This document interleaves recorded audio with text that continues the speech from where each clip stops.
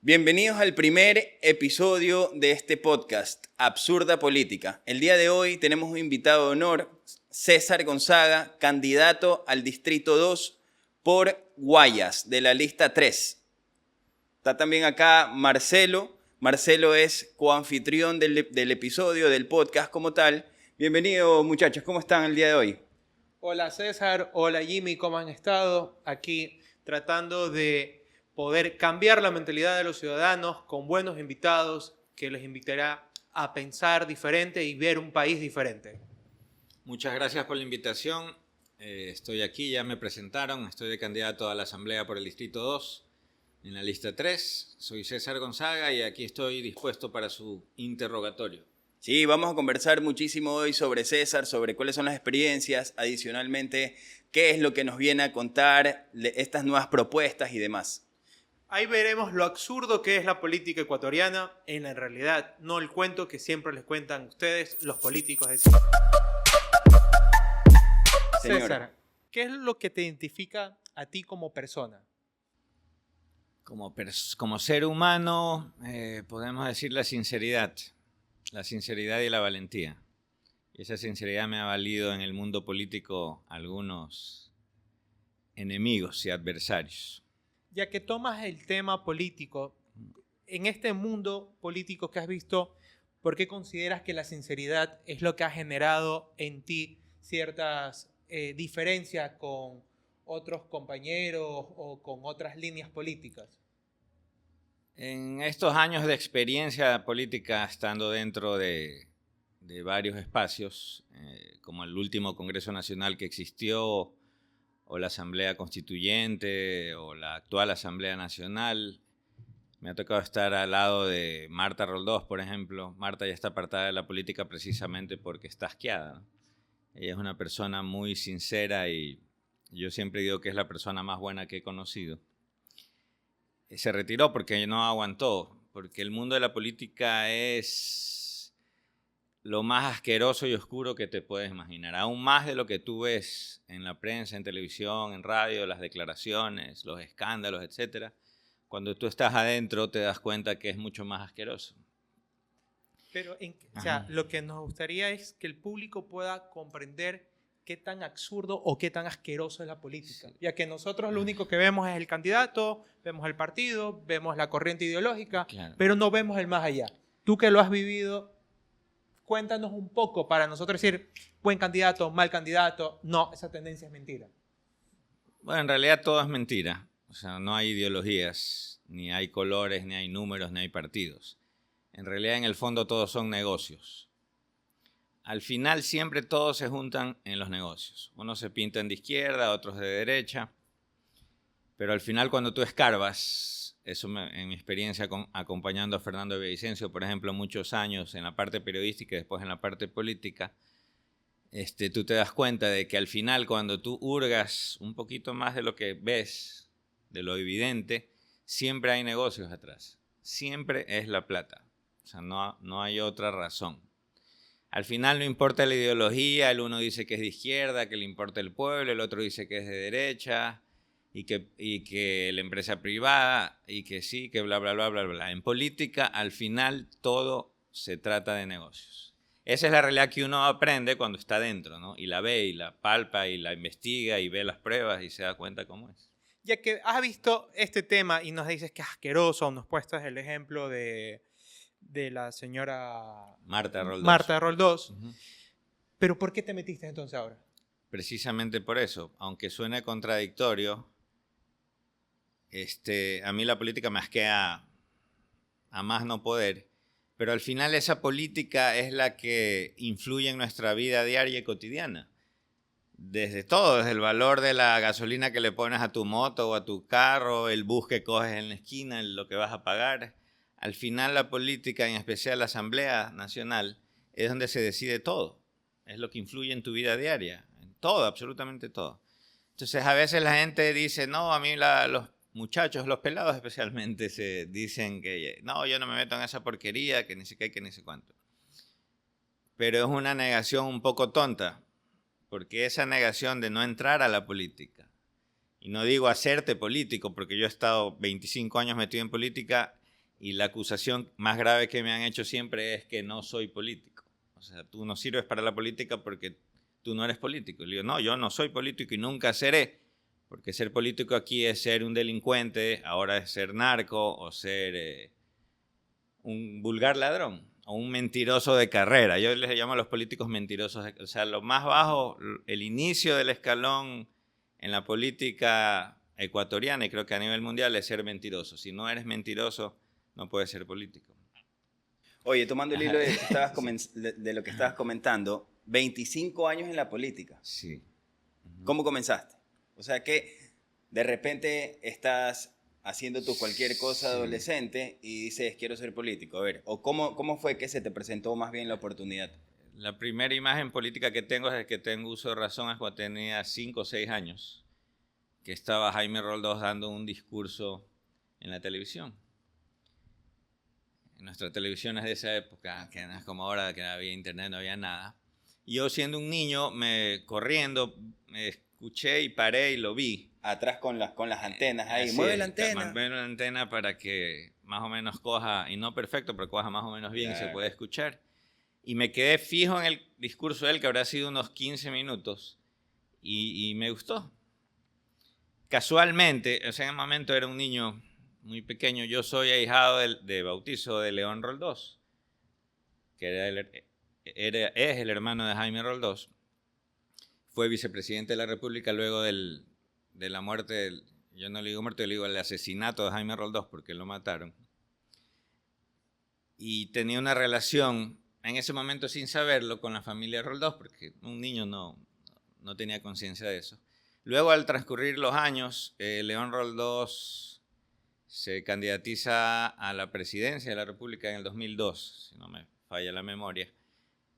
Y ahí conozco a Marta Roldós porque viene de México a apoyar la campaña del tío. Ella vivía en México. Ellos se fueron fuera del país después de lo que pasó, claro, del asesinato del papá y la mamá y de la pelea después con la familia de Bucaram por la bajeza que quisieron hacer con ellos. Y de ahí establezco una relación más estrecha. Después viene la segunda campaña ya del 2006. León Roldós quedó tercer puesto en esa campaña. Ya en el 2006 va otra vez a la presidencia de la República y Marta va a diputada por Guayas y gana. Entonces entramos al Congreso Nacional, el último que existió, porque ese congreso duró 8 meses y ya desapareció. ¿Entramos cómo? Como asesor. ¿Qué fuiste tú? Ah, ok, asesor. Y las campañas previas a la presidencia del 2002, ya tengo algunas campañas encima, locales y nacionales. En esa época fue una campaña doble, con León a la presidencia y Marta a la diputación, pero yo más me concentré con Marta y ganamos. En esa elección ganó, ya sabemos que ganó pues el innombrable Correa, la peor desgracia que le ha pasado a este país, ganó la presidencia. Y Marta entró casualmente también, Marta Roldós era muy amiga de Rafael Correa por la Universidad Católica. Ambos son economistas. Sí, y ahí se conocieron, y se conocieron desde antes, porque casualmente también Rafael Correa era profesor de religión o de catecismo, una de las dos cosas en el Cristóbal Colón, y ahí estudiaba Santiago Roldós, el hermano menor de Marta. Y el dirigente de él, de curso, era Rafael Correa como profesor. Y Santiago desde adolescente, siempre lo digo, le caía como una mierda. Siempre decía que era una mierda. Y le reclamaba a la hermana de porque era amigo de alguien así, pero bueno, así fue. Sí. Entonces, tú viviste también esa pugna de Marta con Rafael. Sí, en realidad no fue ninguna pugna. Lo que pasa es que Marta siempre decía, yo nunca le aguanté nada ni a mi familia, refiriéndose a los Bucaram. Al propio Correa se lo dijo el día de la posesión. Le dijo, no te va a soportar pendejadas a ti. Porque este man, bueno, yo siempre lo diagnostiqué como un psicópata delirante a Correa. Inclusive le reclamé a Marta en esa campaña de cómo así era amigo de alguien de esa calaña, pero bueno, parece que ella no se dio cuenta del problema psiquiátrico que tenía este señor. Y Y ella es una persona muy recta, inclusive no sé si ustedes se acuerdan que Correa salió con Carlos Vera y dijo, yo meto las manos al fuego por Marta Roldós. Claro, sí, sí, sí.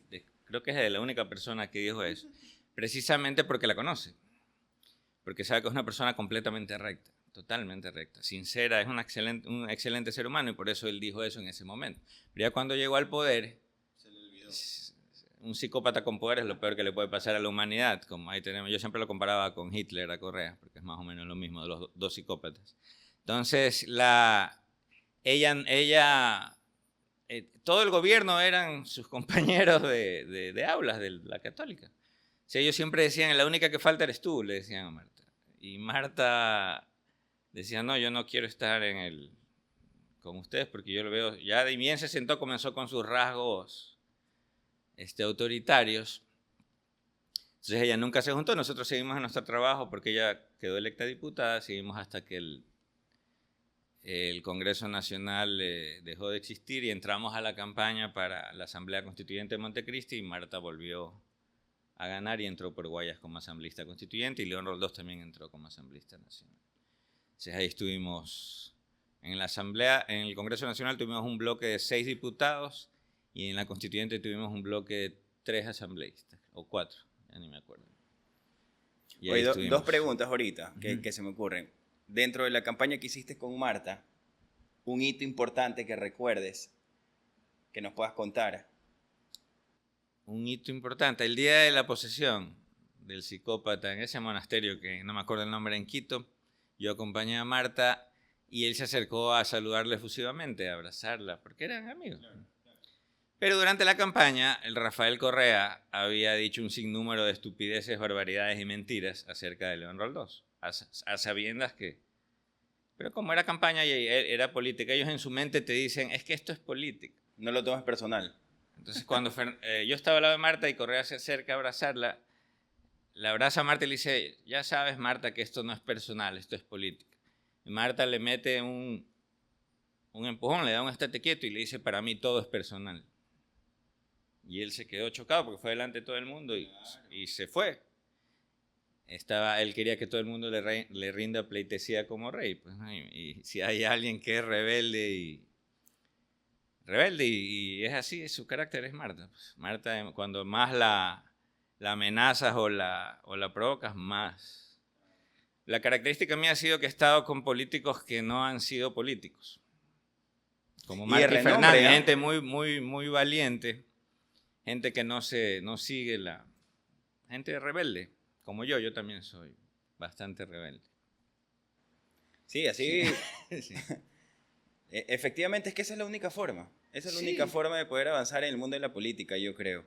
Me acuerdo el día que terminó Montecristi, León Roldós y Marta Roldós no votaron por la Constitución. Y me acuerdo que Alberto Costa salió corriendo, casi se me tira en el capó del carro. Y Marta me decía, dale, si tienes que atropellarlo, atropella. Porque Marta y León salieron indignados porque ahí estaba Alexis Mera cambiando los textos de la Constitución, porque el man le daba la gana. Y como la mayoría eran correístas, le aguantaban la caña. Entonces, si tienen que votar, yo no voy a votar por un documento falsificado. Claro. Entonces León y Marta y el coronel Hernández, que eran de la red, esa noche salieron en insultos del pleno, los insultaron, pero insultos a León y a Marta. Insultos de verdad. Insultos, que no los voy a repetir aquí, pero insultos. Y salieron y no votaron, fueron de los pocos que no votaron y luego León puso la denuncia en la fiscalía. Nosotros, y la gente que no lo sabe, yo vengo peleando por eso ya 16 años. Nosotros tenemos una constitución falsificada. O sea, el Ecuador tiene una partida de nacimiento producto de un delito. Entonces, lo que nace mal, termina mal. Entonces, César, en tu historia ya has luchado contra este grupo político que se ha tomado el país. No es un grupo político, o sea, no es contra la corrupción en realidad la pelea. O sea, nadie la ha encarnado mejor que la Revolución Ciudadana, porque es el gobierno más corrupto de la historia del país, de lejos. Pero tienes ahora, en los casos que se van revelando, gracias al trabajo de Fernando Villavicencio, tienes a la otra ala, a los supuestos enemigos, que es el Partido Social Cristiano. Entonces ahí es lo que yo te decía al inicio, te das cuenta que al final, por ejemplo, en Montecristi nosotros tocamos a Interagua. ¿Por qué? Porque en Montecristi se puso que el agua es un derecho humano fundamental. Mi lógica me indicaba que entonces no se podía hacer negocio con el agua. Entonces le digo, pongamos una transitoria en la Constitución donde diga que Interagua y todas las concesiones privadas de agua tienen un año para revertirla al Estado o al gobierno seccional o a quien sea que tenga la atribución. Cuando Marta propone esa transitoria, Panchana, que era de la Revolución Ciudadana, casi le pega. Yo tuve que meterme en medio. Y ahí Marta me decía, porque Marta en ese momento todavía era un poco ingenua, me decía, oye, ¿por qué salta alguien de la Revolución Ciudadana por un negocio social cristiano? Cuando tú escarbabas, decía, Alvarado. Alvarado trabajaba para Interagua. Y Alvarado era el asesor de Correa. Entonces, ¿qué estaban protegiendo? El negocio. No importa, ahí te das cuenta que no importaba. Es decir, la casta política ecuatoriana siempre han estado juntas. El status quo. Siempre. Ya habían las marchas en Guayaquil y decía que sí, pero eso era puro teatro. Por detrás estaban. Pero en estos enfrentamientos que has tenido con este tipo de personas, ¿no has tenido alguna amenaza física o has visto como un peligro? O tú ya sabes que es dentro del oficio. Sí sabe pelear, César. Ya a estas alturas del partido, yo tengo 50 años y ahorita ya, como decía mi abuelo, me decía cuando yo tenía 6, 7 años y él tenía 70, me decía, ¿tú crees que a estas alturas del partido yo le tengo miedo a alguien? Ya con todo lo que nos ha pasado, porque después en las anécdotas que te cuento hubo persecuciones del gobierno, tanto a Marta, violentaron su correspondencia, publicaron mails en sabatinas, tú sabes que te mandaban a perseguir. Personalmente conmigo no sé por qué nunca se metieron. Creo que yo fui el que impuse la moda de insultar a Correa en Twitter. Porque en ese momento, cuando era gobierno, nadie le decía ni A, le tenían pánico, pavor. Se me decían, ¿tú cómo dices lo que dices en Twitter y tienes tu foto, tienes tu nombre, tienes tu celular, tienes hasta el nombre de tus hijos? Sí, es que así tiene que ser. O sea, porque si yo me pongo como troll con una foto que no es mía, claro, el nombre no tiene chiste. Tus peleas ya vienen desde el mundo digital hace tiempo. Y en política, en las campañas, en el ejercicio ya del poder. En Montecristi nos cambiaron el reglamento por culpa nuestra, porque con Fernando Villavicencio ahí entró a trabajar con nosotros y con Marta pedimos información a Petroecuador. En ese momento lo dirigía a la Marina, el almirante Jaramillo, si la memoria no me falla. Y ellos no querían mandar la información, tuvieron que mandar un camión repleto de información. Y gracias a ese pedido de información, lo sacan a costa de la presidencia, sube el Corcho Cordero y nos cambia el reglamento para que no pidamos más información. O sea, a ese extremo llegaba Pero ya nosotros teníamos toda la información, hasta los audios de Correa tratando como muchachos de mandado a los oficiales de la Marina y en Petro, diciéndoles lo que tenían que hacer y lo que no. ¿Cómo sería un voto consciente? Porque lo que me estás diciendo, tengo el bloque rojo que tiene una tendencia, pero en realidad hace otra cosa. Tengo un voto verde que supuestamente me defiende, pero en verdad hacen negocio y al final del día todos los colores se reúnen. La gente tiene que estar consciente que no puede esperar nada de un político. O sea, me estoy mal yo. No es que no puede esperar nada bueno, porque lo que sí tiene que esperar es todo lo malo. Porque todas las desgracias que le pasan a la gente, lamentablemente viene de la crisis política es la causa de todo. De la crisis energética, de la crisis de seguridad, de la crisis económica, todo nace de la política. Entonces, los políticos son los responsables de nuestra desgracia. Pero los políticos no están ahí porque una nave extraterrestre los puso, sino porque nosotros votamos. Entonces nosotros tenemos que estar conscientes de que no podemos votar por nuestros verdugos. Esa es una frase que le acuñó Fernando en campaña. Y siempre repetía cuando llegaba a un sitio o a un meeting, decía, yo no les vengo a pedir el voto. Y frases que discutíamos mientras viajábamos en el carro. Yo no vengo a pedir el voto. Yo digo exactamente lo mismo. Yo soy candidato del Distrito 2, aquí por Guayas. Ahora, estoy primero. Y yo todavía no le pido el voto a nadie. Creo que nunca lo pediré. Pero con Fernando discutíamos eso. Yo le decía, yo no vengo a decirles que voten por mí. Simplemente les pido que no voten por sus verdugos. Porque creo que ya a estas alturas del partido, la gente ya tiene que aprender. Los muchachos especialmente ahora ya tienen cómo informarse. Ahorita tú te enteras de todo y si eres curioso te metes y das y tienes la respuesta. Claro, encuentras en de todo el mundo. En mi época hasta para que te llegue un CD era un viacrucis. En cambio, ahora toda la información la tienes ahí. Ya si no tomas conciencia con todo lo que tienes aquí, ya no te quejes. O sea, Ya no tienes de qué quejarte. ¿Tu pensamiento es liberal o libertario o te consideras simplemente un libre pensador y toma un voto consciente? Liberal radical. Yo soy súper liberal. Lo más extremo, ya el liberal radical ya raya en el anarquismo. Porque es una libertad individual. Yo defiendo a muerte y es lo que los políticos nunca respetan. La libertad individual del ciudadano. Siempre se meten por un lado o por el otro lado. Y hay discusiones que hemos tenido en todos estos años desde leyes de tránsito, de la propia Constitución, la palabra Estado en nuestra Constitución. Por eso la Constitución de Montecristi creo que es una de las peores desgracias que nos pudo pasar como país. Aparte que es producto de un delito. Ahí creo que nombran la palabra Estado 1500 veces. Y yo como buen guayaquileño, yo les decía eso en Montecristi y me decían el mono hijo de P, cuando yo aparecía. Porque yo era como la voz de la conciencia. Entonces, digo, no pueden poner la palabra Estado a cada rato. Digo, para un guayaquileño la palabra Estado es la peor mierda. Todo lo que viene del Estado es una mierda para un guayaquileño, al menos de mí. Claro. Porque todo lo que venía del Estado no funcionaba. En El todas las registro épocas, civil, en todas las el épocas. registro civil de Guayaquil era una porquería. El terminal terrestre era un urinario. Y así, no había nada. No es en vano que en Guayaquil existe la Junta de Beneficencia, porque aquí no había ni un hospital del Estado. Los propios guayaquileños tuvieron que hacer sus hospitales para atender a la gente. No es en vano que existía Comisión de Tránsito del Guayas. Los propios guayaquileños tuvieron que hacerse eso. ¿Me explico? Eso la gente piensa que es porque se le ocurrió a él. No, es por nuestra experiencia. Y por eso Guayaquil hizo su propio registro civil. No es tanto por un nacionalismo, sino fue por una necesidad, No, porque no el es Estado no nos los dio. Así es.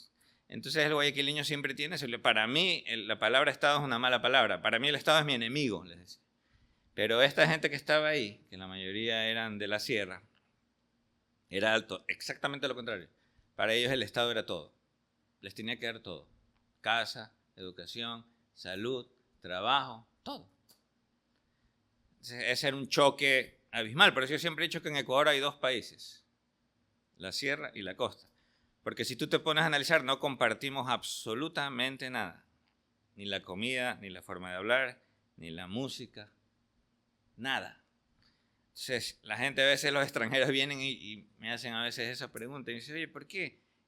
Tú eres diferente. Y le digo, es que aquí hay dos países. Siendo tan chiquito el Ecuador, porque es un país tan pequeño, tiene dos países adentro. Son dos cosas totalmente diferentes, que no tienen nada que ver la una con la otra.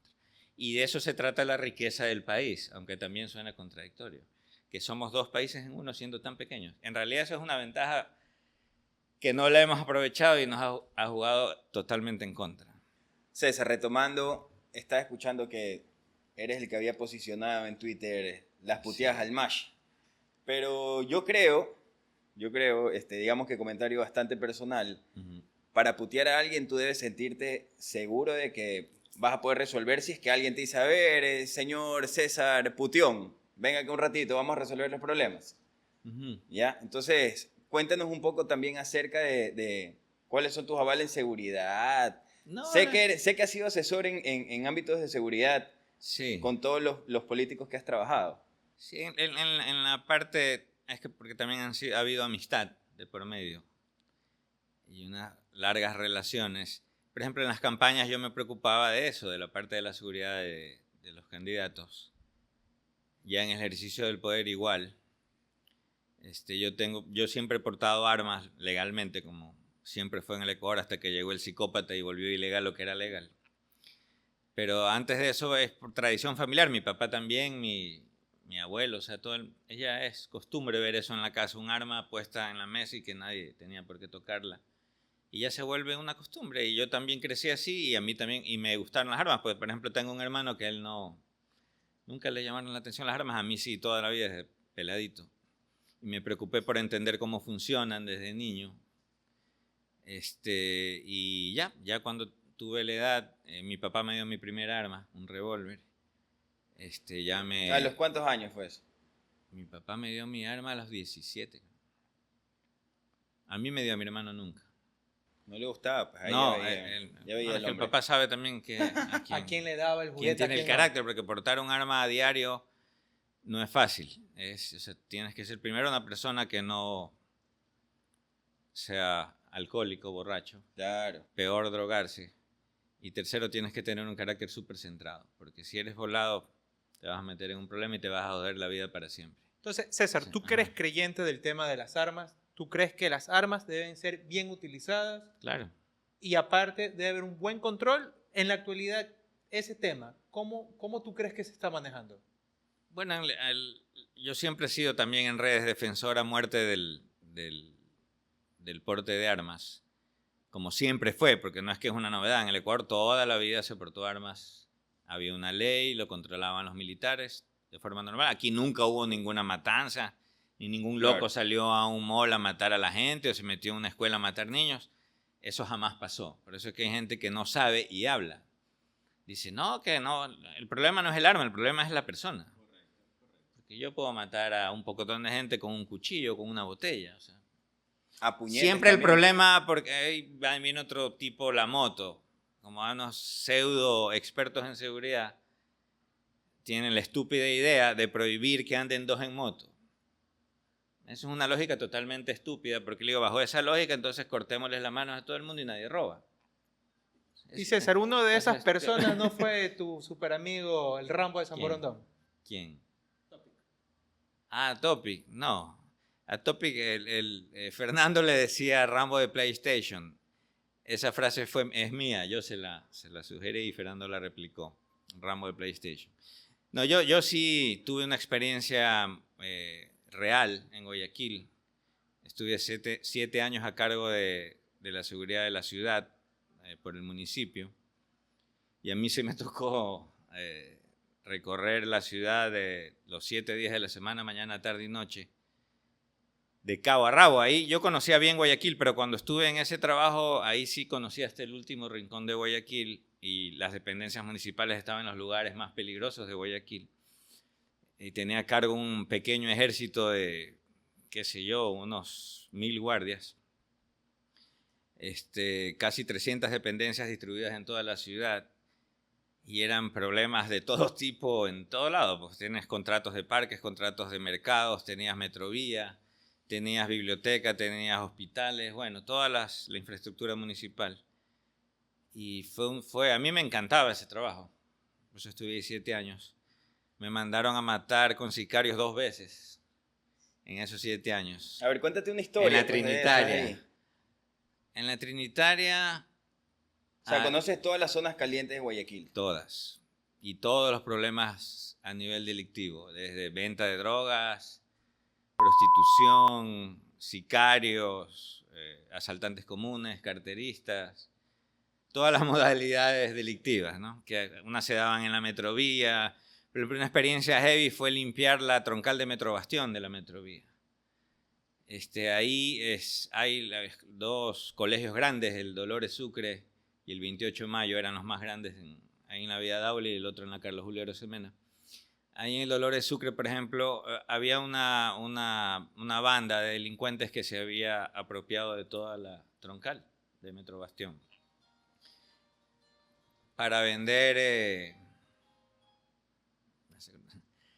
vendían H. Y la banda del Chino, ya me acordé que no me acordaba el nombre. Ahí vendían H, ¿no? Entonces, a la hora de la salida de los colegios se armaba un verdadero despelote, un despelote completo. La policía casi no intervenía ahí porque eran menores de edad, eran estudiantes de colegio. Entonces, bajo ese pretexto, la policía no intervenía.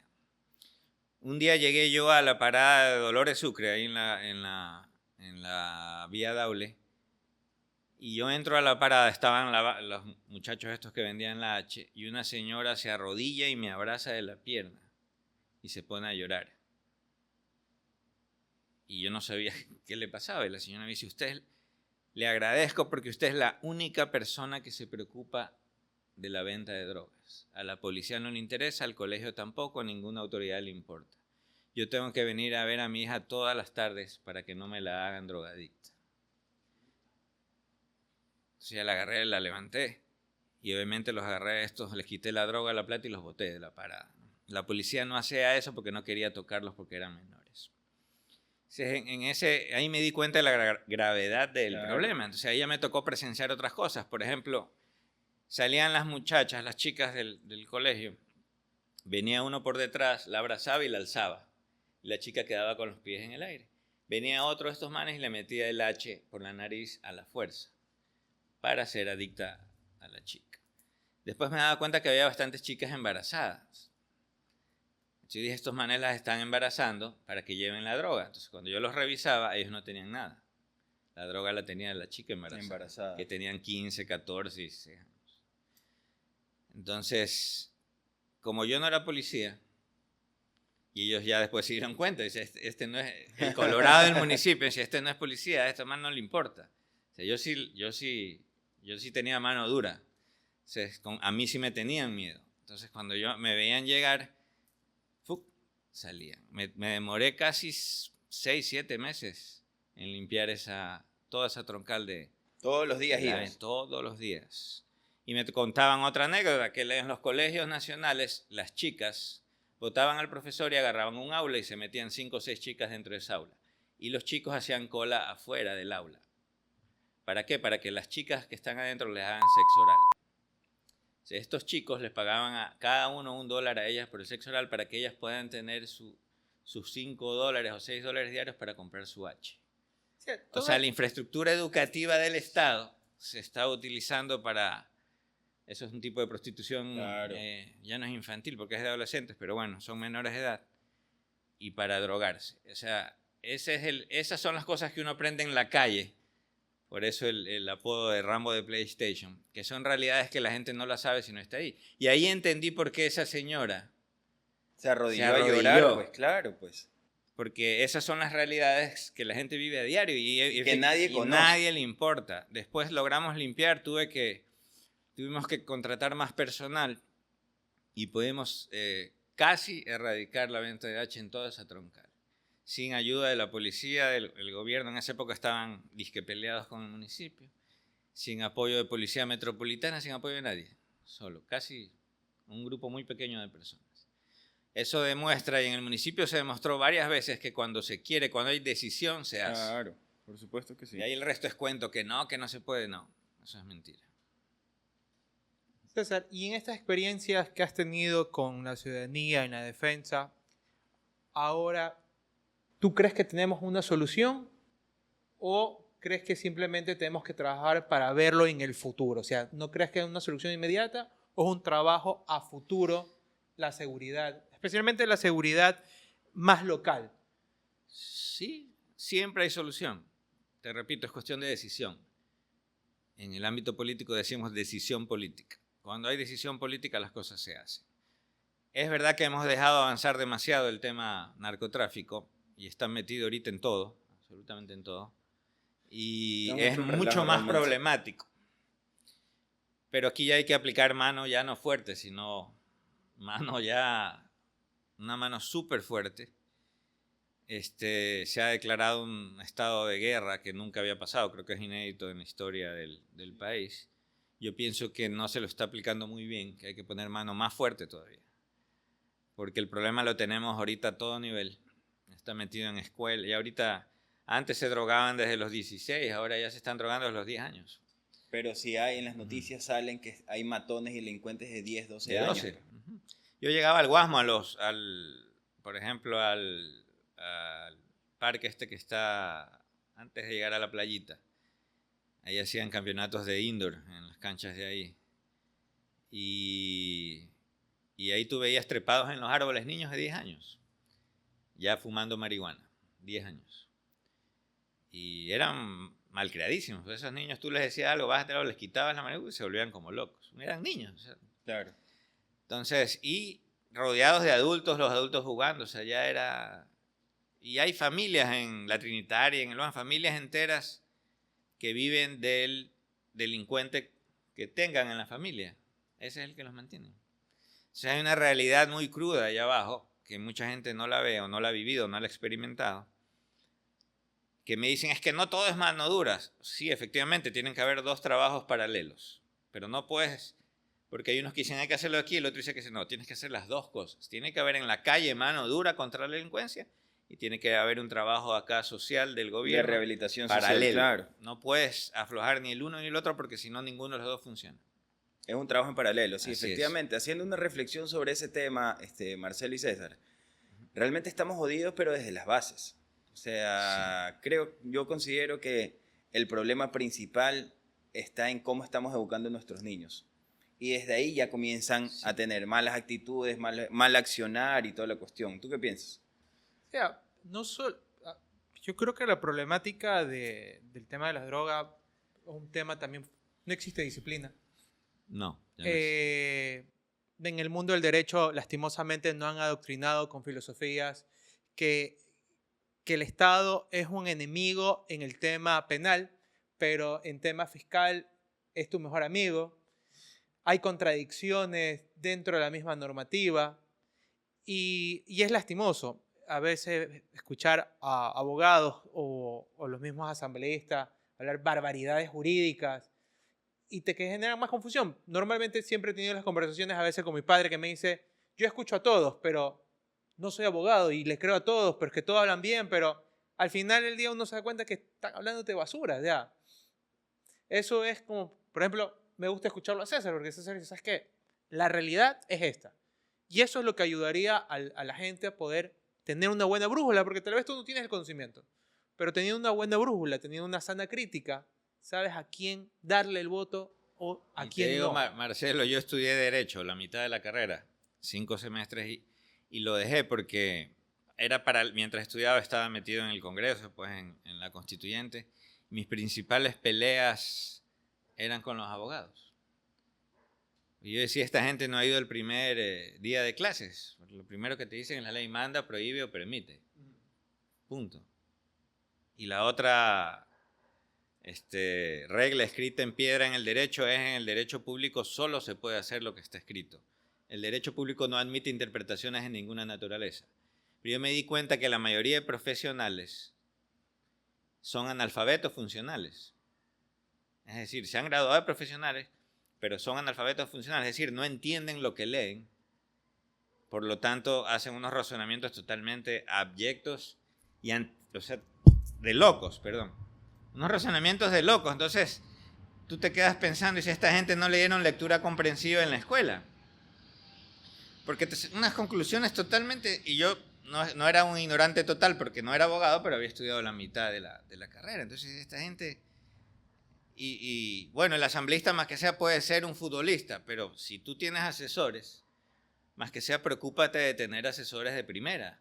Pero lamentablemente los asesores que eran profesionales, entre comillas, eran peor que el asambleísta. O sea, era una cosa de locos. Pero, César, tú que has vivido mucho esta experiencia, te das cuenta que la mayoría de los asesores en realidad son los alcahuetes del asambleísta de turno. Por eso estamos donde estamos. Pues, De hermano. hecho, tú en Montecristi tenías asesores que tenían 2, 3 doctorados en Europa, en Lovaina, en Oxford, en Cambridge. El nivel académico de Montecristi creo que era el top del país, que creo que nunca se ha repetido. De hecho, yo era el único que no era profesional.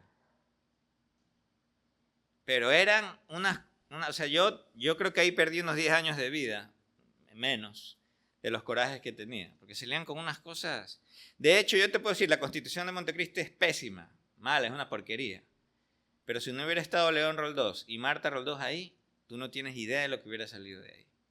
El Ecuador ya no existiría. Así de grave.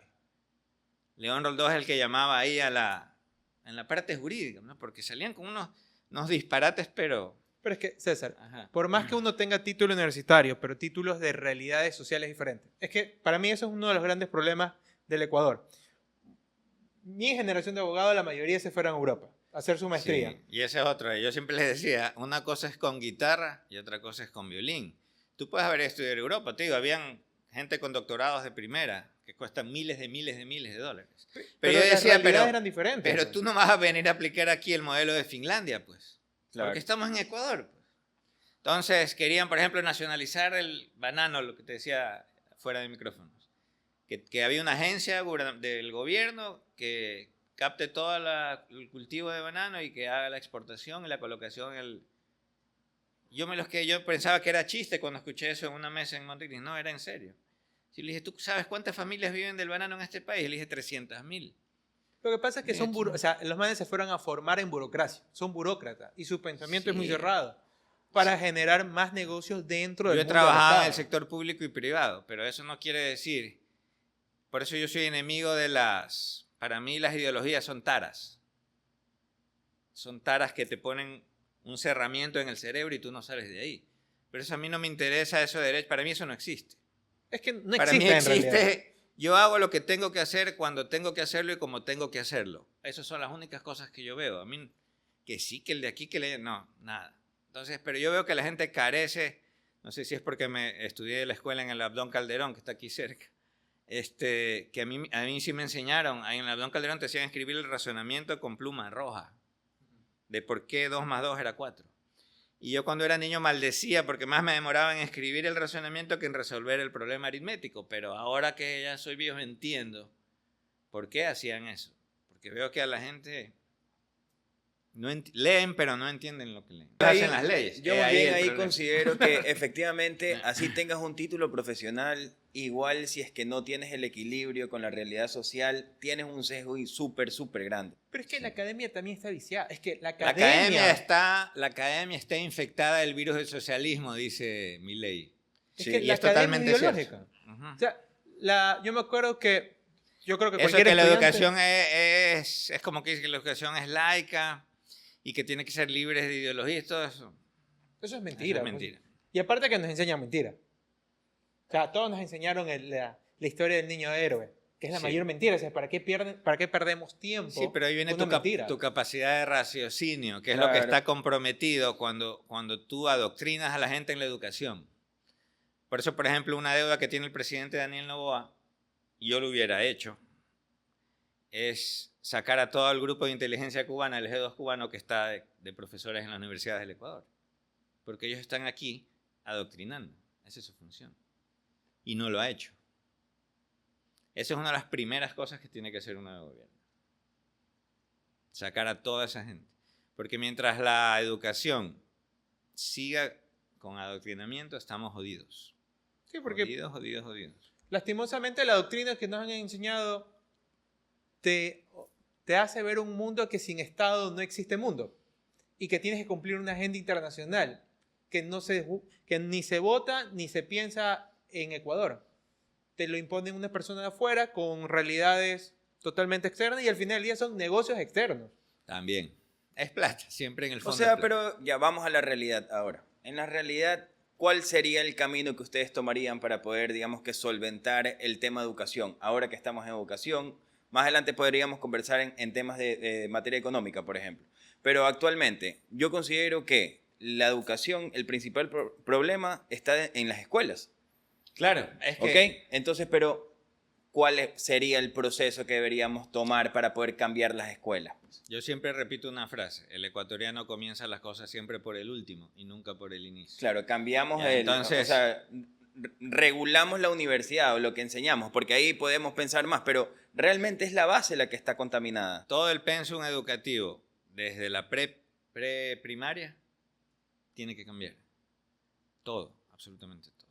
Ahora la educación está en otro momento a nivel mundial y nosotros seguimos atrasados, ya ni atrasados, ya creo que estamos en la prehistoria. Entonces nuestros muchachos, yo que he estado metido en los barrios más jodidos de Guayaquil, donde los niños andan desnudos sin zapatos en el lodo, es impresionante ver los vivos que son esos niños de 3, 4 años. Por supuesto que sí. Y lo inteligentes que son. Y esos niños están ahí, totalmente desperdiciados, crecen viendo al padre alcohólico, a la madre que le pone los cachos con el primo, o que se ponen a tener sexo delante de ellos, no le importa que estén los niños ahí, el hermano mayor vende drogas, entonces es un desperdicio, pero hay un potencial de este país que creo que no lo tiene ningún país. Esos niños, cuando tú vas a Esmeraldas, a las orillas del río, que son los barrios más peligrosos de la ciudad de Esmeraldas, esos manes son recontra que inteligentes y avispados. Yo no creo que haya niños así, te lo juro, en el primer mundo. Oh, Si pero esos tal vez niños sea- fueran bien educados desde abajo, fueran... Tal vez sea por las circunstancias de la vida que te hacen poner así es. pilas y Son comienza, pilísimas. claro. Pero, a ver, otra vez, yo creo que es un tema de visión de Estado. O sea, como Claro, Estado, por supuesto. ya tenemos Internet. Puedo llegar a dar un buen servicio sin tener las típicas escuelas de cartón. O sea, que no sirven regresamos para nada. a lo que decía César, es cuestión de querer. Sí, simplemente. Decisión. Todo en la vida, en lo personal, en lo público, en lo político, en lo que Oye, sea, es ¿ya decisión. dan, ya dan cívica en las escuelas o todavía no? O sea, eso para mí realmente fue un Los relajo. adolescentes compadre. de ahora le preguntas la dirección de la casa y te dicen, no sé. Pregúntale a ChatGPT. Ni siquiera les interesa saber dónde No, vive. yo creo que no esa, conocen nada tampoco. esa es otra cosa, ¿ah? La inserción de la inteligencia artificial en nuestras vidas. O sea, puta, ahora Ahorita quiero ir al baño y pones Waze, pues. Ahorita estoy estudiando otra vez. Ya mismo me gradúo. Y la gente me dice, los compañeros, mandan un trabajo y dice, pero métete a ChatGPT. No me da la raza, le digo, no puedo. No sé si soy muy a la antigua, pero no. O ChatGPT es No una puedo. excelente Prefiero herramienta. demorarme unas Ya. 6 horas, sentarme. ¿Cuál y es, cuál es escribir, el porque tema no- con la inteligencia artificial? ChatGPT te sirve como asistente, ¿ok? Pero la gente Pero lo toma actualmente lo están cogiendo, yo no lo quiero hacer, hazlo tú. Así es. Y además de eso, el contenido, el output de ChatGPT, tú tienes que hacer la validación de que lo que está escribiendo está No, bien. pero hay gente que así lee datos mal dados, los Entonces, pone. claro, detrás de esta nota, para utilizar la inteligencia artificial, hay una ingeniería para poderla usar, Pero para Jimmy, poderle decir pero las ¿sabes cosas. cuál es el problema? Que la información que a veces tiene el Internet es errónea. Por Claro, ejemplo, claro. nuestra Y esa es propia- la fuente de nuestra ChatGPT. propia historia como guayaquileños es errónea. Nosotros nos cuentan una historia que no tiene sentido y es la historia que la encuentras en Google. ¿Ya? Ese es el gran problema que yo veo que tenemos como Es sociedad. como la historia de Simón Bolívar. Para los guayaquileños, Ah, la Simón más- Bolívar la es un historia más es un bacán es la- enemigo, es el peor enemigo que La tuvimos. historia más bacana es la de Abdón Calderón, el héroe niño, pues que alzó la bandera con la bandera, con la Pero boca. y todo lo- Mira lo que dijo César. En la historia de Simón Bolívar en referencia a Guayaquil. Claro. Ha sido el mayor enemigo tirano de Guayaquil es Simón Bolívar. y el malecón se llama Simón Bolívar. Eso es la ignorancia. O yo ahora realmente, y por qué les Y el decía el tema de aeropuerto. de la cívica, ¿no? Porque yo me acuerdo, primero, todos los lunes ibas al colegio, te ponías, cantabas el himno, te enseñaban qué era lo que significaba y toda la cuestión. Y mira, a mi edad, me acuerdo en los partidos de Ecuador, o yo me paro, pues, y sientes el himno. Yo sí soy medio en eso. Claro, cuando estás en otro país, o sea, tenemos en la sangre al menos el respeto a la patria. Ya no hay nada de eso. Ahora a nadie le interesa eso. Y es por eso, tal vez, hago la conexión ahora, de que a todo el mundo odia a los políticos, nadie quiere hacer nada por la patria. Está bien, yo también y toda odio la a los cuestión. políticos. Yo Pero no es digo que que sí. no, que No, no, no, los no, odien. pero vamos Está correcto que los No, odien. dependiendo de cuál es la interpretación o cuál es la definición de políticos. Pero realmente deberíamos entender de que los manes que están arriba, en la asamblea, como políticos, son las personas, son nuestra voz, la voz del pueblo. Son las personas que te joden la vida. Eso es lo que tienen que tener. Eso es lo que actualmente pasa, pero no debería ser así. Pero es que hay otra vez, el tema es que si nosotros mismos no reconocemos nuestra propia historia, si nosotros mismos no reconocemos nuestra propia raíz.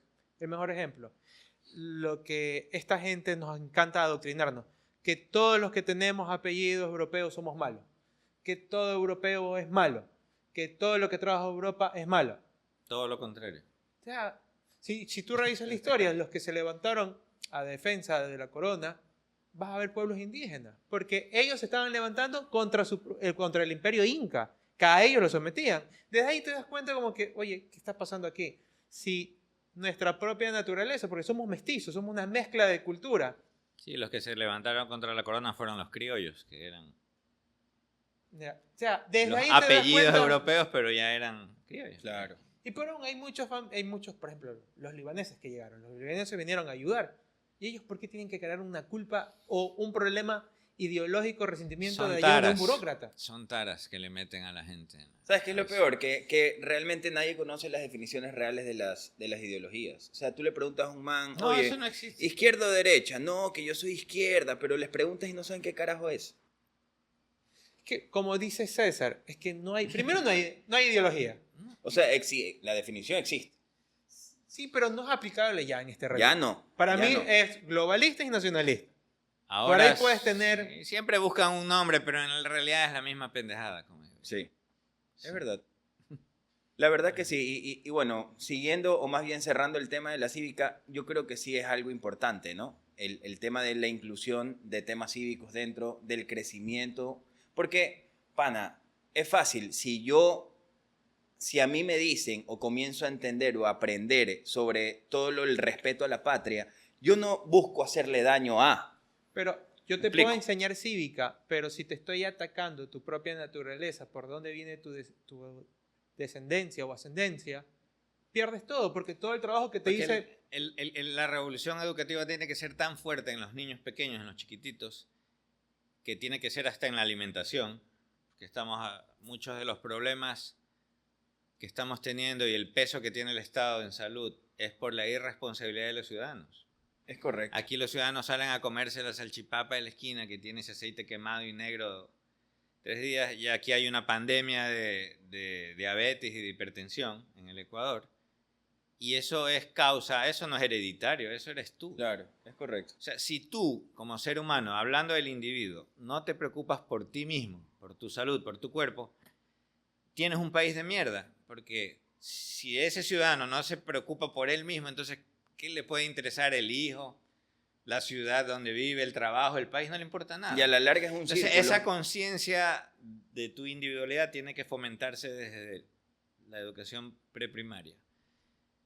Vas a comer, o sea, hay que enseñarle lo que tienen que comer. Al final, esos niños van a tener que educar a los padres. Pero cuando ese cambio educativo sea tan fuerte, y sí se puede, porque los niños de ahora, de esta generación, son súper veloces pensando, claro. Si nosotros estamos súper atrás con ellos, ellos están correcto. súper adelante. Ellos simplemente le das los conocimientos necesarios y ellos se van a transformar en educadores de los padres, porque las generaciones actuales están perdidos. O sea, dale comer, dale cereales. Cereales es la peor porquería que le puedes dar a un niño. Sin embargo, la gente, por no hacer nada de los huevos ni preparar desayuno, que cereales y leche. Envenenado a ese niño para toda la vida. ¿Quién lo envenenó? Su propio padre. Entonces, esa es la mentalidad. Te doy un ejemplo, en la alimentación es un ejemplo, y así pasa en todo, en absolutamente todo. Entonces, la educación juega un papel, como tú dices, fundamental, pero Sí, hay que sí, comenzar por los enanos, por los más Ojo, chiquitos. mira, es importante y digamos que, ¿por qué te decía que es un círculo? La educación en la alimentación, ¿ok? Esto, Es que eso es educación. Escúchame, sí, por supuesto. La educación alimenticia ya se va transformando y efectivamente vamos a tener hombres más saludables. ¿Y eso en qué repercute? En menos gasto del Estado en salud, pues loco. Es que eso repercute. Y sigue el círculo vicioso, ¿no? Ahorita tienes las distribuidoras farmacéuticas que se han multiplicado. La gente Claro. creo que está media también, ya tiene algún problema Todo el mundo se psicológico. enferma. Todo el mundo se quiere enfermar a las bravas. Y les encanta ir a... Es un problema psicológico. También. Y la gente no toma conciencia de que si es diabético es porque lleva envenenándose 20 años. Correcto. Si es hipertenso es porque tiene una pésima alimentación.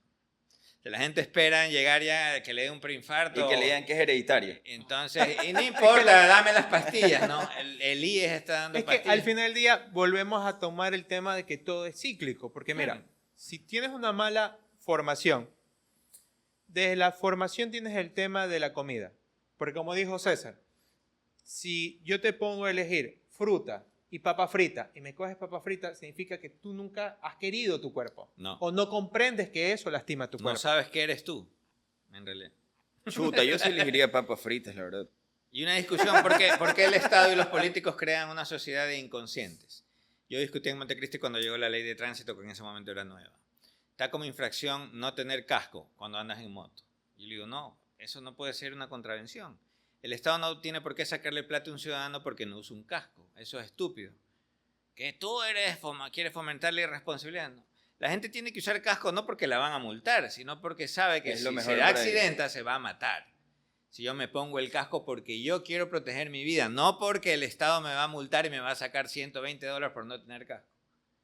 Es porque ahí tú estás creando una sociedad de inconscientes que se ponen el casco, por eso tú ves que ni se lo ponen bien, se lo ponen así, no se lo abrochan. porque es La una primera obligación. caída, lo primero que sale volando es el casco, porque lo usan no porque les interesa proteger su vida, sino porque no lo multen. Yep. Entonces eso está mal.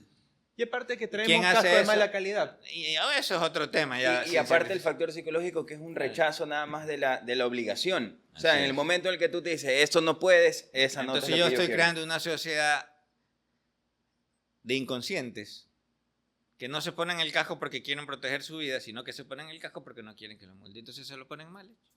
Entonces, esa ley que hizo algún legislador ignorante, ¿de qué sirve? Solo de recaudar, sacar plata, y que el man del tránsito te extorsione cuando no tengas casco. Es que ¿verdad? normalmente el legislador trata siempre de crear algo que se llama ley Pero cangura. por el bien común El Estado te protege. Por el bien común se han cometido los abusos más grandes de la historia de la humanidad. Por esa maldita frase del bien común.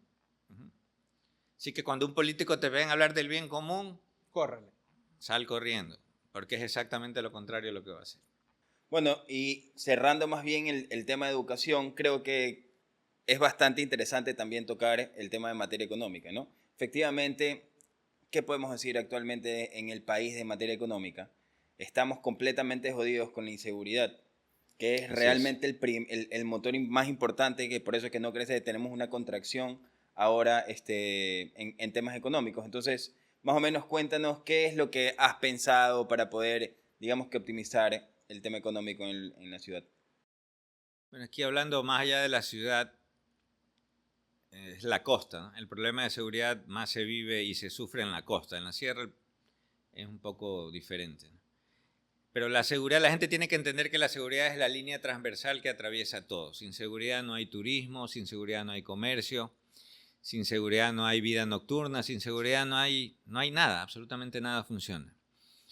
Esa parte como que no la tuvieron muy clara los gobiernos, los últimos gobiernos. Yo me acuerdo que hablé que ya no está con nosotros, el difunto César Monge, antes que se sienten como gobierno, el gobierno de Lasso. Y solo le dije la siguiente frase: y ustedes sí están conscientes de la realidad a la que se van a enfrentar, porque el problema más grave que van a tener es el de seguridad.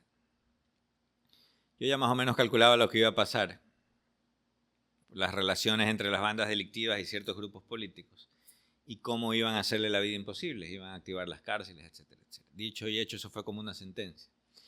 Ellos no pararon bola a ese comentario. Ya cuando ocurrió las situaciones, las masacres que comenzaron a ver en las cárceles, que todavía la factura que le va a pasar a Guillermo Lasso de esas matanzas todavía no está consciente de lo que va a pasar después. Pero bueno, ese es otro tema.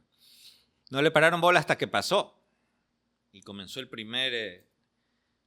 primera matanza, y ahí se hizo costumbre, ¿no? Creo que sumaron 300 y pico de muertos en todas las matanzas sucesivas que hubieron en varias cárceles, y nunca lo pudo controlar en los 2 años de gobierno. Porque la gente siempre como que menosprecia el tema de seguridad. Recién ahora están tomando conciencia de la gravedad del asunto. Y el presidente actual ha tomado decisiones que no cualquiera hubiera tomado. Y hay esos grupos políticos, porque ahorita ya la política de frente es narcopolítica. Ahorita se defienden son los negocios narcos, porque es donde está la plata. La política está, entiéndase por sucia, aunque en realidad es el 99% de la política, está donde está el dinero. ¿Dónde está el dinero? Ahorita en la droga, en el lavado y todas las actividades conexas, en el oro ilegal también. La minería ilegal también a veces hasta supera en dinero a la actividad de narcotráfico. Hay partes del Ecuador que ya no son territorio ecuatoriano. El mar ya no es territorio marítimo ecuatoriano. Ponce Enríquez, por darte un ejemplo, en Azuay, no es territorio ecuatoriano. No ejercemos soberanía ahí. Entonces, el tema de seguridad es clave. ¿Qué se tiene que hacer? Primero comenzar por el inicio, siempre te digo, porque aquí comenzamos siempre por el último. En la Constitución de Montecristi no existe el concepto de fuerza pública, lo sacaron. En la Constitución de Montecristi tú solo tienes Fuerzas Armadas y Policía Nacional, unos militares y los otros civiles. Pare de contar. Cuando yo estuve ahí, yo les dije, pero era como hablar con una pared. Hay que tener un concepto de fuerza pública. En la fuerza pública tienen que estar bomberos, guías penitenciarios, agentes fiscales. Tienen que estar los agentes de tránsito, porque en Montecristi fue que se les dio la competencia de tránsito a los municipios para que creen sus agencias civiles de tránsito, igual que y se transformó la CTG en CTE, que también es una entidad civil de tránsito. Pero Y yo le digo, ¿cómo creen que esos agentes de tránsito van a ir a dirigir el tránsito a la calle con su linda cara? ¿Cómo van a parar una moto con 3 sicarios? Te ríes nomás. ¿Cómo van a parar un auto con 5 delincuentes que van a asaltar un banco? ¿Cómo lo van a hacer? Así. Siempre, no, tú estás loco, tú eres exagerado. Hicieron esa cagada, porque es una cagada, a la que estamos pagando todavía los efectos. Y ahí está. Entonces, no tenemos un orden, ¿no? Por eso ahora tienes que decretar estado de emergencia cada rato para que puedan tener el de aquí. Hay un desorden que nace de esa constitución. Tienes la parte penal ultra garantista. Acaban de liberar al líder de los lobos, eso cabrón, porque el señor tiene diabetes o hipertenso, no sé qué estupidez. Y la constitución los contempla como un grupo de atención prioritaria. O sea, un reo está a la altura de una mujer embarazada, de un ciudadano con una enfermedad catastrófica y de un niño o adolescente. Un reo. Y eso Entonces, que la Corte Constitucional ratificó que no se lo puede levantar. La Corte Constitucional Sí, no, es que hay que obliga a cambiar hacerlo. toda la Constitución para eliminar la Corte Constitucional, que es otro problema que tenemos. Y regresar a los 3 poderes, hacer una asamblea, un congreso bicameral, donde haya Senado y diputados, o sea, Cámara Alta y Cámara Baja, donde los requisitos para ser senador sean mucho más exigentes. El Senado tiene que ser donde haya expresidentes, exvicepresidentes, obviamente que no estén condenados ni prófugos. No le digas Para así. que se filtre, que enseguida, para que se filtre bien los cuerpos legales y no salgan las estupideces que salen ahora. Ahora la moda es ponerle nombres bonitos a las leyes. Esa moda la instauró el correísmo. Por eso creo que esa última ley que hizo, no la última, en este año aprobó Novoa, era 0 apagones o algo así. Claro, la ley 0 apagones. Un nombre cojudo, por decirlo menos, y le pasó factura por andar poniendo esos nombres cojudos. O sea, esa moda que impuso el correísmo de ponerle nombres pendejos a las leyes, hay que desterrarla y ponerle los nombres que corresponden a los cuerpos legales y no andar con esas novelerías, ¿no? Que son es la politiquería de turno. Entonces, si tú no reformas la Constitución, porque ahora el juez te aplica las normas constitucionales de forma directa, ya ni siquiera es el COIP, que también tiene que eliminarse porque está mal hecho, pero ya el juez ni el COIP ni bola le para, él va directo a la norma constitucional, porque ahora todos los jueces tienen atribución constitucional. Por eso es que fueron a Manglar Alto para que le dé la libertad a Glass. Es un juez de Manglar Alto que está haciendo surf en la playa, porque eso es lo que hacen allá, porque si no tienen nada que hacer, le da la libertad a un ex vicepresidente que está sentenciado por corrupción en la Tacunga. Todas esas aberraciones nacen de esa constitución, que fue hecha por los que ya sabemos. Y ahora la candidata, esa Luisa, que ya no me da coraje sino pena, habla cualquier estupidez y promete cualquier cosa. Pero nosotros sabemos quiénes son. O sea, ya si alguien a estas alturas del partido vuelve a votar por esa gente, ya no hay mejor nada que apaguemos hacer. la luz y vamos. Claro, ya vámonos a dormir. Entonces, esos tipos de aberraciones vienen de la Constitución. Y los problemas de la seguridad, esos límites, porque ¿de qué sirve que las Fuerzas Armadas estén en la calle, que declares guerra? Lo metes preso al líder de los lobos, que es la banda más peligrosa. Los lobos ya no solo operan en Ecuador, operan en Perú, operan en varios países. Lo agarran, lo meten preso y a los 3 días están... Porque él es un grupo de atención prioritaria. Estamos jodidos. Entonces, da lo mismo que sea el líder de los lobos o que sea Jorge Glass, un delincuente de cuello blanco, que es el de acá, que a veces el delincuente de cuello blanco causa más daño que el delincuente común de acá. Más trascendental. Da igual. Y cualquier juez te manda a tu casa. Esa era una discusión de León Roldós, yo me acuerdo clarito en Montecristi, que le decía, ahora los delincuentes van a tener un juez de cabecera. Lo meten preso a las 3 de la mañana, el man lo llama y ya mañana está afuera. ¿Llegó? Entonces crearon todo este entuerto, los 5 poderes, toda esta pendejada copiada de los chavistas venezolanos, de los delincuentes chavistas, porque son las mamás de los delincuentes. Aquí le hicieron modificaciones, esos españoles que son, creo, de Podemos, que estuvieron en Montecristi, se vinieron a andar jodiendo en fiestas, chupando, y eso es lo que hicieron. Y de ahí me acuerdo, la ley de tránsito la votaron dormidos, creo que a las 3 de la mañana en los noticieros, y sacaron el corcho cordero a los asambleístas que estaban dormidos en su curul. les grita en el micrófono a asambleístas, despiértense y voten. Entonces se levantan y alzan la mano. Así se aprobó la ley de tránsito que tenemos. Ese es el nivel de irresponsabilidad de los políticos que dicen que por tu bien van a hacer tal cosa. Siempre que te digan que por tu bien van a hacerlo es porque te van a joder. Siempre. Así que aprendan, ¿no? No le den un voto ni medio voto a alguien que les viene a decir hablar del bien común, porque... Entonces, la seguridad tiene que ser tomada desde ahí. Esa constitución hay que votarla, por eso con Andrea González, que está, y Galo Moncayo, el binomio presidencial que está en la lista mía, la lista 3, yo estoy acá por Guayas, se plantea votar a la basura la constitución de Montecristi. Porque mientras esa, que repito, es producto de un delito, de una falsificación, el país no va para ninguna parte. Porque de nada nos sirve declarar guerra, meter preso a todo el mundo. Entonces, con esas atribuciones que tiene un juez, el juez cobra. Dice, a ver, el narcotraficante libre son 50 lucas. Y así. Y ya el fiscal dice, ¿yo para qué voy a acusar? ¿Para qué voy a hacer trabajo? En vez de que se lleve el billete el juez, lo cobro yo y no acuso. Preste el billete para acá. Y ya no presento, me abstengo de acusar y ya el juez no puede cobrar, cobro yo. Y el policía ve, pues, que cobra el juez, que cobra el fiscal. Y dice, ¿yo para qué lo voy a agarrar preso a este cojudo? Y después el fiscal va a cobrar y no va a acusar, o el juez va a cobrar y lo va a soltar. Entonces cobro yo. Entonces tienes un círculo vicioso que fomenta la inseguridad, que nace de Montecristi. Esa es la realidad. Que normalmente los políticos no la dicen, pero esa es la verdad.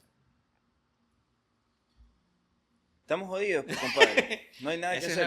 la verdad. O sea, todos los problemas, si comenzamos a buscar los hilos, nos vamos a La política, siempre. a la política, ¿no? Y en este caso la Constitución de Montecristi. Y ahora tú tienes un círculo vicioso que no sé si alguna gente se ha dado cuenta.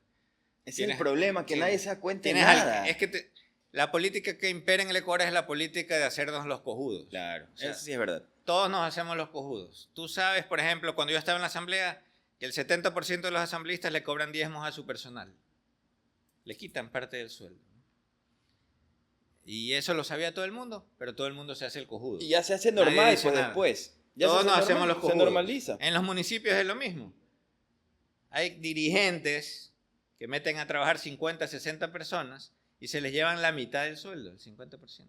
Entonces le mochan el 50% del sueldo a 50 personas que metieron al municipio o a la prefectura o como se llame. Billetal. Un billetazo. Y todos lo saben, pero todos nos hacemos los cojudos.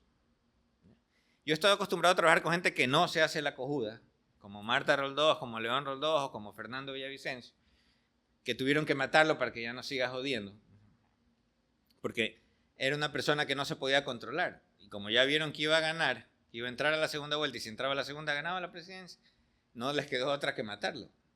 Porque con ese man no había nada que sí, Claro, que ni sé qué, claro, que es yo verdad. soy nada. Entonces, en la política es así, cuando tú dices verdades te vuelves la persona más incómoda del mundo. Y siempre Bueno, te van a... en todo, ¿ah? Cuando dices la Sí, en el verdad, trabajo es eres, lo mismo. eres Y incómodo cuando eres para efi- la otra persona, es Cuando verdad. tú entras a un trabajo y eres eficiente, te ganas el odio de todo el mundo, ¿no? Y así es. Ya eso creo que es idiosincrasia del Seguimos ecuatoriano. teniendo ese problema de que cuando el político te dice que es para tu bien o para el bien común, Es al revés. corre. Es al revés. Es el problema de Montecristi. Es el problema de esa constitución. Es la constitución del ¿Te bien acuerdas común. que los estúpidos dijeron que era para 300 años, ¿no? Y ahorita ya sale el innombrable desde Bélgica a decir que hay que reformarla. Ah, Dice que hay que reformarla porque él no está en el poder, claro, obviamente. claro, por supuesto. Entonces, cuando él estaba era vacancísimo porque esa constitución le da todos los poderes al presidente. O sea, ahí sí le gustaba, pero ahora como no está en el poder y quiere regresar... Hay que cambiar, Y hay es que chistoso reformar. porque, por ejemplo, tú tienes este círculo vicioso de la política, que es algo importante que te quería decir y se me fue la idea. Tú tienes alcaldes y prefectos, ¿no? En todo el país. Entonces, algunos se reeligen porque puedes reelegirte una sola vez. Entonces, están en periodos de 8 años. De ahí pasan a candidatos asambleístas. O sea, la gente se pregunta, ¿y por qué este cojudo ya fue 8 años y no se va a su casa a descansar y quiere ir a la asamblea? Ya te explico por qué. Entonces, él llega a la asamblea, gana, porque es un cacique local, generalmente son caciques locales. Gana y entra a la asamblea en representación de su provincia. O también puede ser nacional. El asambleísta nacional o de provincia exactamente igual, tiene las mismas atribuciones y no cambia nada. Así que no entiendo para qué hay esa cosa sin sentido de que haya los de aquí. Para los de crear acá. más burocracia. Es lo mismo. Nosotros queremos el cambio a que sean senadores y a que sean diputados, es diferente. Entonces, él llega a la asamblea y él como asambleísta tiene la potestad de fiscalizar. Y ya Ojo no que se los hace relajo, asambleístas no no se- pueden fiscalizar a los gobiernos nacionales, a los GATS. Los asambleístas solo fiscalizan al gobierno central. Ojo. Él no se puede fiscalizar su propia administración, que ya pasó. Pero él sí fiscaliza al Contralor. Y él sí tiene la atribución de enjuiciar políticamente al Contralor, al Fiscal General de la Nación. Él sí tiene esa atribución. Si él ya llega y comienza, primero por las buenas, ¿no? A llamarlo al fiscal, a irse a tomar un café, lo invito a un almuerzo, entonces ya le va diciendo, oye, yo estuve 8 años de alcalde. Y ahí saquearon e hicieron maravillas, pero yo ya estoy aquí en la asamblea. O sea, ahí ya comienza le llaman negociación. Y eso es un vulgar chantaje. Es un acto delictivo. Entonces, ahí se sientan con el Contralor, ya lo convencen, y si no es a las buenas, ya lo comienzan a amenazar, le comienzan a mandar cartas, pedidos de información y amenazarlo con juicio político. ¿Qué hace el Contralor de turno? Entonces ya no fiscaliza la administración de 8 años de Ya no lo alcalde. molestes. Si el man pasa sus 4 años de asambleísta, tapa su mierda, porque eso es lo que van a hacer. Ellos no van a preocuparse del ciudadano de la provincia, no. Ellos van a tapar su mierda. A eso es lo único que van. Cumplen su periodo y se lanzan otra vez. Otra vez a prefectos, otra vez a alcaldes, y regresan a su pequeño reino, porque hay algunos aquí en este país, y sigue el círculo vicioso del robo, el saqueo y la corrupción. Pero 8 lamentablemente... años, Y 4 la años. gente sigue votando por ese delincuente. O sea, la gente tiene, ese es el mayor trabajo, y la Andrea lo dice ahora en los recorridos que estamos por el país, Andrea González, de que esto es una especie de campaña educativa para que la gente entienda y no repita, no siga votando por su verdugo. No porque le va a regalar una funda de comida o unos Claro, medicamentos, claro que sí. o hacen una rifa ahí y regalan unas cosas. Vayan, gánense los premios, cojan la comida, todo lo que ustedes, pero no les den Pero el piensen, pues. voto. No les den el voto. Ay, que los ecuatorianos sí son un relajo, la verdad. Bueno, somos un relajo. Oye, ya cerrando un poco también el episodio, sí me gustaría terminar con una pregunta, y sería, ¿qué le tienes que decir a las personas ahora que estás de candidato a la asamblea? Ahora estoy de candidato por una mezcla de hartazgo, porque yo he estado ahí adentro y estar ahí no es nada bonito, no es una experiencia bonita.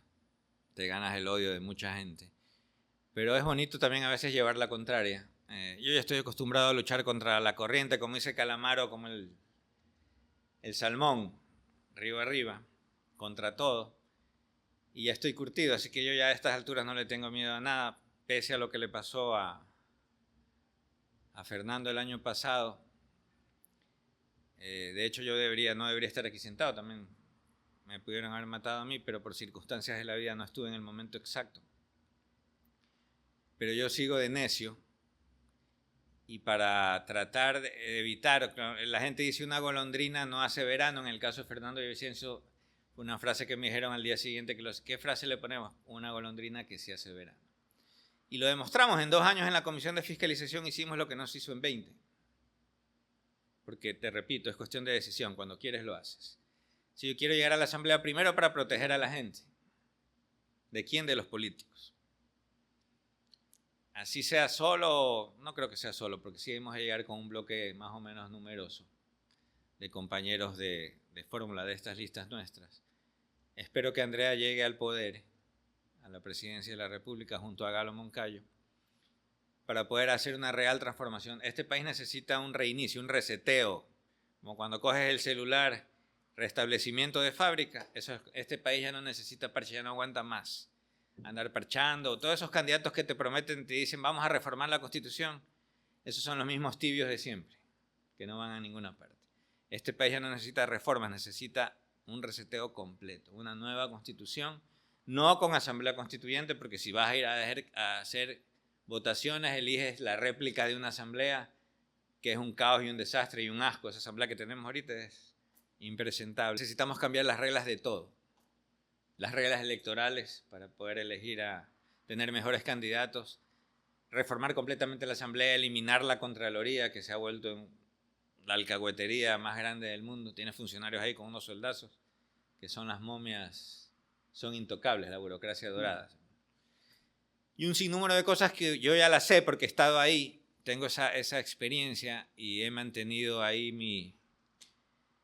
mi forma de ser, no me he quebrado, ni me quebraré ya ahorita, después de todo lo que nos ha pasado, ya es jodido.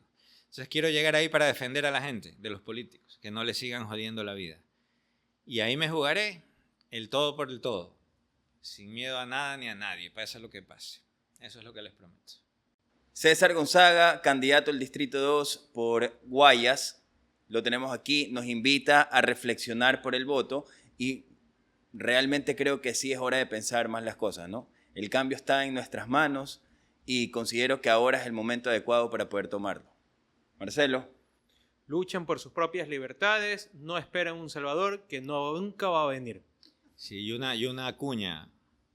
La lista es la 3.